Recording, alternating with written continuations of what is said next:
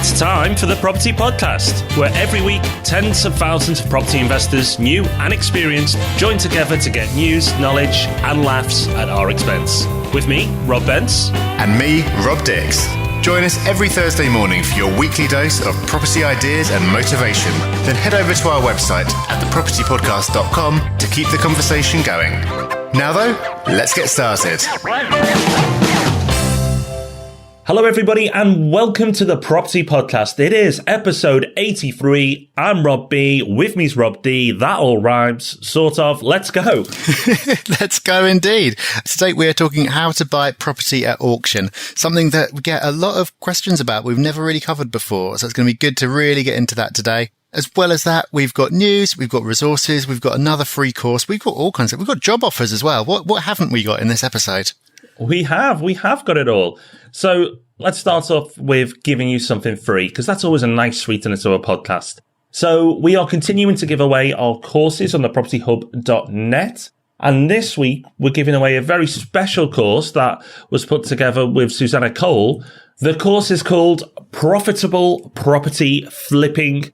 Susanna Cole is very well liked and respected in the property world. So this is a great course. It was really, really popular, so I hope you enjoy it. I hope you find lots of value in it. It's free. You can go to the show notes for this episode. If you go to the propertyhub.net/auction, then you can find that course and the rest of the show notes, of course. Yep, so we've now given you something free. Do you want a job as well? Rob, you've got something up for grabs, haven't you? Yeah, who would like my job? Not as a podcast host, don't worry, Rob. I'm not substituting myself there. It's actually a really, really special role within RMP. It's the person who does the strategy meetings. Currently, I still do this, and I will sit down with everybody and speak with them, help them put their strategy together, look at their goals, help them put plans together. And when people have been in, they walk away with a clear, defined plan of how they're going to move forward. Fantastic. I love doing it, but I can't keep doing it by myself.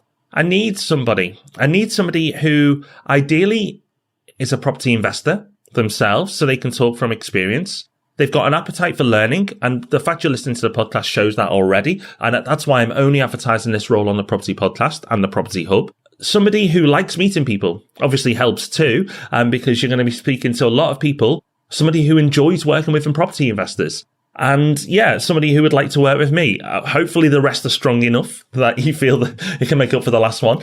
But it's a role that you'll work alongside me. I will pass on as much as I know about property investment, so you can pass on as much as you know about property investment to help investors really accelerate their learning and learn a lot from you and the time they'll spend with you. It's a great opportunity because you'll just be working with investors all day, every day. And I think that's fantastic. You know, I obviously really, really enjoy it. So if you go to the jobs board on the propertyhub.net, go to the jobs board. We'll leave the details there. But if you're interested, please apply. Being good at numbers is helpful too, but it's not essential because we do supply calculators. But being good at numbers is helpful. It's one person. It's a role for one person. As I say, I solely do this job at the moment, but I need some help. If you're interested, please go to the propertyhub.net, look for the jobs board section, and there'll be more info there. I'd love to hear from you. Okay, so lots of exciting stuff already. And as if that wasn't exciting enough, Rob, in the notes for this news story, you've put, we're going to teach you how to sleep with celebrities. Do you want to elaborate on that? We should have called the episode that, How to Sleep with Celebrities, because I reckon our downloads would have gone absolutely bonkers. Yes, we're going to teach you how to sleep with celebrities. Sort of. Yes, unfortunately, it's not as exciting as it may have sounded. It is a article from the Telegraph which talks about how you can sleep in properties or stay in properties that have been rented or lived in by celebrities previously. It's a bit of an anticlimax now, isn't it? Julie Andrews, remember Mary Poppins? Yes, you can rent a property that she's lived in. Or if you're a Kirsty Allsopp fan, you can rent a property in Devon that was featured in one of her Channel 4 programs. There's plenty of lovely looking properties in this article. What are you going to learn from it? Not a lot, but if you like procrastinating with property related tasks, then this is for you. Well, I'm thinking that we should rent out Kirsty Allsopp's home for our next Property Hub meetup. How appropriate would that be? Although, actually, no, I have just seen the price. We're not going to be doing that. But a nice idea anyway. Yeah. If you want to help us chip in for the next meetup, it's 3,400 for Kirsty's pad. So if you're willing to pay a lot more than free for the next meetup, then please let us know when we might go there. Okay, so let's get moving on then to our topic of the week, which this week is how to buy property at auction. Really popular topic. Due in part, of course, to TV shows like Homes Under the Hammer, which have made auctions accessible to regular people. Like before shows like that, auctions were really the domain of specialist investors, and it wasn't something that was really on anyone's radar. But now everyone knows about property auctions. Some people are already operating there very successfully. Others maybe want to get involved. So we're going to talk about in this episode why you might want to do it, what the risks are, and how to have a good auction experience. Rob, why would you want to buy at auction? Okay, so there's more than one reason. A big one, and one that's probably underappreciated, is that once the hammer comes down and you're the top bidder, then the property is yours. So think about your property experiences if you're an investor or if you've bought your own home in the past. There's lots of faff, there's lots of going back and forth, there's lots of offers, there's counter offers, you may get gazumped. You know, it can be an absolute minefield. It can be a headache. Here, you go to the auction room. If your bid's the highest when the hammer comes down, the property's yours. That's nice to know. You don't then have to think, oh, now I've got months of more negotiations to go. You then have just got to go through the processes to finance it and buy it, which we'll come to. But you know that that's it. The property is going to be yours. That's a really, really satisfying feeling and actually a really efficient way to buy if you are the top bidder. So the property being instantly yours is a big, big plus to why you might want to buy at auction. Secondly, and possibly even bigger, is that you can buy below market value. Auctions give you the potential, not the guarantee, but the potential to buy below market value. You can actually overpay in auctions too, which is something we'll probably talk about. We've mentioned auctions before. In fact, the free course on the Property Hub, again, one of the other courses that we've given away free on how to buy below market value, we'll again link to it in the show notes of this week's episode, which is thepropertyhub.net/auction.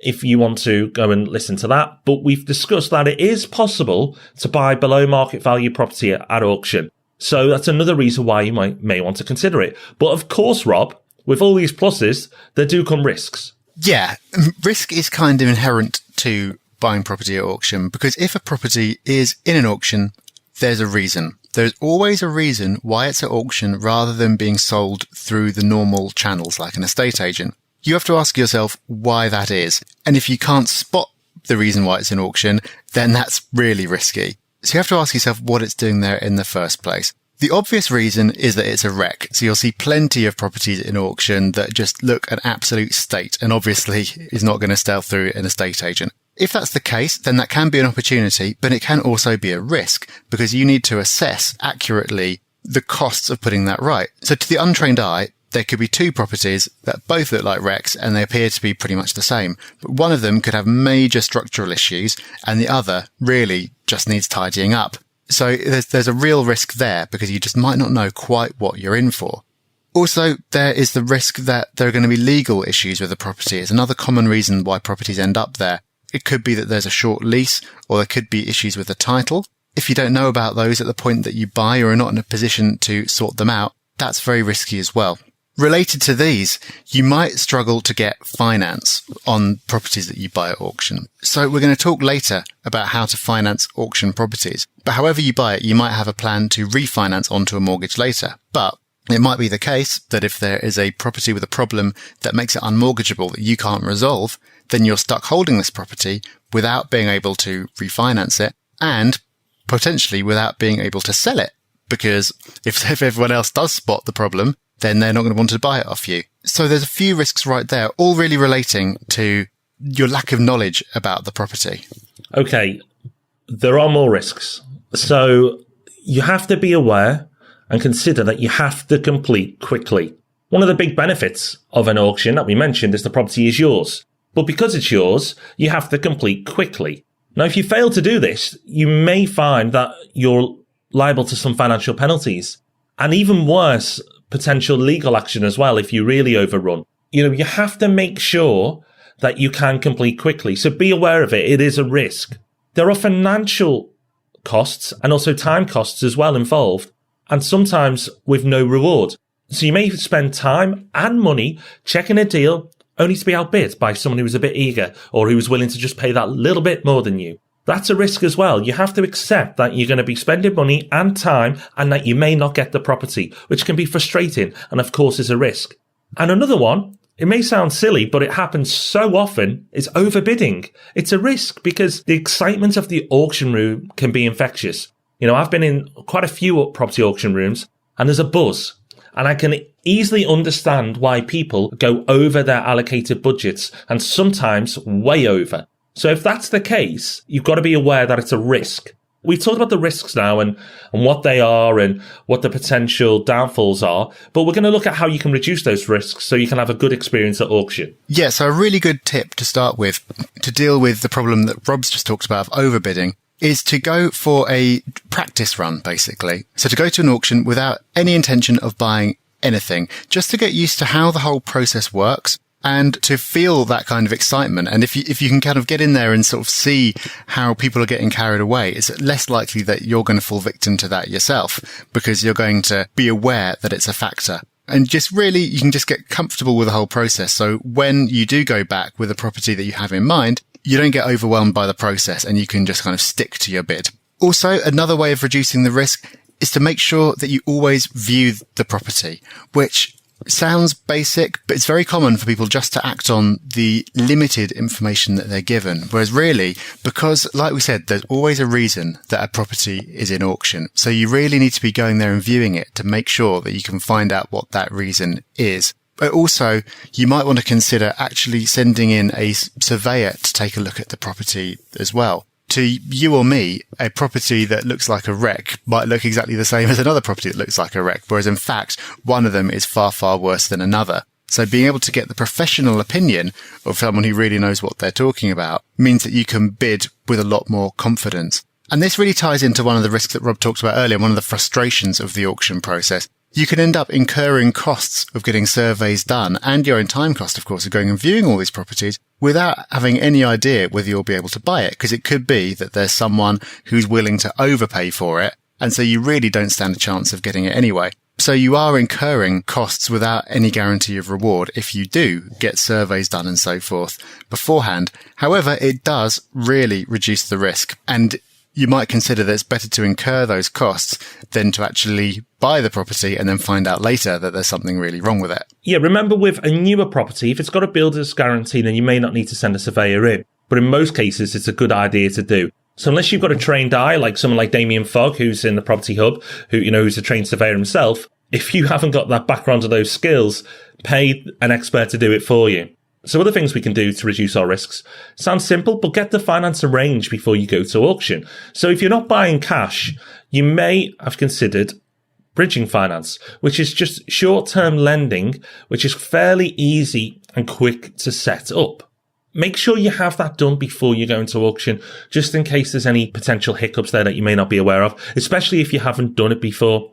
Don't always rely on a standard mortgage, because even if you've got the process up and running before you get to auction day, you may find that you can't get it through quick enough to then complete by the deadlines that they give you. And if you can't, then that leads back to those financial and even legal risks that we talked about previously. So make sure your finance is arranged before going to auction. Always have the legal pack checked. So properties at auction will come with a legal pack. Make sure you get a solicitor to overlook it for you. Because again, if you haven't got a trained eye, you may miss something that is absolutely crucial and probably explains why the property is in auction in the first place. If you don't see it, then it may affect your ability to refinance in the future. So make sure you have a professional overlook the legal pack. Again, this one sounds like common sense, but this rule is broken so often. Have a limit for the property you're going in for before you go in and stick to it. If you're nervous and you've not done this before, maybe take someone in that's more experienced than you into the auction room. So if someone's bought property before through auction, tell them what you're planning to do, tell them what your top bids are, and just go through the motions with them so they can keep you in check. I'm sure we're all responsible adults who listen to the property podcast, but believe me, the auction room has a buzz. It's deliberate. It's there for a reason. The auctioneers know this and they know people will overbid. Just make sure you're not one of them. And finally, accept that you can't win them all. You may do a lot of work leading up to the auction, and then you just get some excitable bidders that will blow your top number way out the water. It's going to happen. You can't win them all. So just accept that there will be some finance and time costs. And if you do, you know that eventually, hopefully, you should get the property that's right for you at a price that you feel is right. But just accept before you go in that you can't win them all. So if you don't, you're not going to feel too downhearted. Yeah, I think it's a psychological principle, which I think is called the sunk costs fallacy. It's like if you've put time and potentially even money into researching a property that you want to buy at auction, then you feel like when it does go over your maximum bid, you want to keep going. So it's like, well, I've already put so much into this already. I might as well just pay a little bit more. That's a surefire way for buyer's remorse to set in later when you realise that there's actually very little profit in this property by the time you've paid all that money for it. Buying at auction, in conclusion, then, is a great way to get yourself a property bargain as long as you know what the risks are and you follow some of the steps that we've run through to reduce those risks. It's also worth remembering, I think, that just because a property is in auction doesn't necessarily mean it's a bargain. And I know that with the market as it is at the moment, you're getting properties in auction that are selling for more than an equivalent property would through an estate agent. Or you can get a property that looks like a right old mess, but by the time you've had the cost of doing the works to it, you could have bought one that was in a perfectly good condition through an estate agent to start with. And actually, I've been looking at a property recently that was just like that. It looked on the face of it like a good opportunity, but by the time he'd costed it out, just like, well, even if I could get it at the guide price, by the time you've done the work, there's not really anything in it. Just because a property is at auction doesn't mean that it is a bargain. And so that's why you need to really do your research and make sure that you can pick out the real opportunities from the ones that really aren't that exciting. And remember that you can also buy before or after auction. So there are a lot of people who will buy before auction because they know what the atmosphere in the room is like and they don't want to get sucked into it. But because you can see the auction catalogue weeks or sometimes months in advance, you can go and do all your research and put in an offer before the auction happens. You'll still have to pay the auctioneer's fees, but it does mean that you won't get sucked into a bidding war. Why would someone let a property go before auction? Well, if it's an auction, they want the certainty of getting the deal done. And so if you're offering them the money right now without having to wait for the auction date and then wait another 28 days afterwards, they'll be happy to have that certainty. And similarly, you can buy after auction as well. So if there are any unsold lots, you can go in and put in a bid. Just because it's unsold, again, doesn't mean that there's anything wrong with it, or it doesn't mean that it's overpriced. That might be the case, but it might just be that for whatever reason, the people in the room weren't feeling it, and it might still be worth you snapping up afterwards. Auctions are worth knowing about. It opens up a whole new area of property, the kind of properties that will never make it to an estate agent's window. So it's worth knowing about. Lots of ways to take advantage of buying before, during, or after auctions, as long as you're aware that where there are rewards, there are always risks. And so you just need to make sure that you do even more research than you would with any property investment. Absolutely. So that's our main core topic of the week, auctions. Hope you've enjoyed that. If you want to join the discussion, make sure you go to thepropertyhub.net/auction, where you could lead you to a place where you can talk about this episode. Have you got any tips that we've missed? Is there something that you've done that has guaranteed your success at auction? Or if you had not a positive experience, let us know at thepropertyhub.net/auction.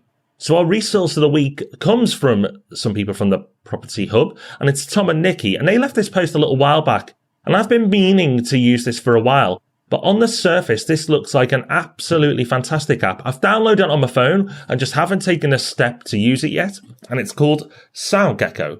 Now, SoundGecko is a place that you can put the blog feeds of the blogs that you follow into the app, and then you can listen to them. So SoundGecko will talk you through the blogs. So very, very similar to what we're doing with property investment tips. Of course, you don't get the wonderful personalities of Rob and Rob if you use SoundGecko. So please make sure you download property investment tips. But for any other blogs that don't have a podcast dedicated to it, then you can use SoundGecko. Have a look. It looks fantastic. I must use it. I don't know why I haven't yet, because I do prefer consuming blogs via audio. So definitely one for me to dig in deeper, and I will make it happen very soon. Yeah, it looks really good. And there's a paid plan, which is $2.95 a month, but it looks like on the free plan, you get a really generous allowance. So no reason not to check it out. Yeah, and $2.95 a month. I mean, what is that? That is absolutely nothing. You know, that's half a pint. For education, if you prefer audio, then it could be well worth a go. And now it's our iTunes review time. And a big thank you to a bit of a legend within the Property Hub. I don't say that lightly because he is a serial poster and he drops value bombs nearly every day, actually. It's Richard Brown, or you may know him as the Property Voice, which is his great blog. And he's left us a review saying, great podcast from a great duo. I've been a listener to the Property Podcast for over a year now, and I have to say it's the ideal podcast. The right length, the right relevant content, a great delivery style, lots of added value tips and resources, and basically the best podcast in the property community. And maybe some others too, if I'm honest. New investors or more experience will surely get something out of this essential weekly look into property investing. And the podcast certainly packs a punch. Sorry that it's taken so long to leave a review. I've tried on several occasions before, but iTunes is terrible in directing people to the review page. Great work, guys. Great things come to great people. Well, thank you, Richard. It is great to have a review. I can't believe it took you a year, but I do understand how difficult iTunes is to use. So thank you to everyone who's left this review, because battling through the iTunes system is not the easiest thing to do. No, we do really, really appreciate it. That's why we reward your effort by reading it out on the show. And we really do absolutely love getting reviews. So please do keep them coming. And we will read out every single one of them. I think we've read out over 200 of them so far, and we will keep going because we absolutely love it. So thank you so much. All right. So that is us for another week. Next week, we've got a really important topic. We're going to be talking about maximizing your rent. So if you want to make more money from property, you can either buy more properties, which we're always a fan of doing, but you can also see if you can squeeze a bit more out of the ones you've got. So next week, we're going to have loads of tips for how you can do exactly that. So if you want to know about how to get more out of what you've already got, you'll definitely not want to miss that one. You will not. So thank you for joining us again. Remember, there's another free course available. So if you'd like to access the course that Susanna Cole helped us put together, then go to thepropertyhub.net/auction, where you can find a link to that. And remember, I'm hiring at RMP. So if you listen to this podcast, you're already ticking one box. So if you'd like to work with me and at RMP, and you'd like working with investors, and you like working on strategy, then I'd love to hear from you. So go to thepropertyhub.net/auction, where we'll link to the job post, or just go straight to the jobs board on thepropertyhub.net. So until next week, when hopefully we bring you even more knowledge, thank you for joining us. We really do appreciate it. And bye-bye. Bye-bye. Thanks for listening to The Property Podcast. Make sure you join our mailing list at thepropertypodcast.com. And remember, we love 5-star reviews. Rob even loves them more than air miles.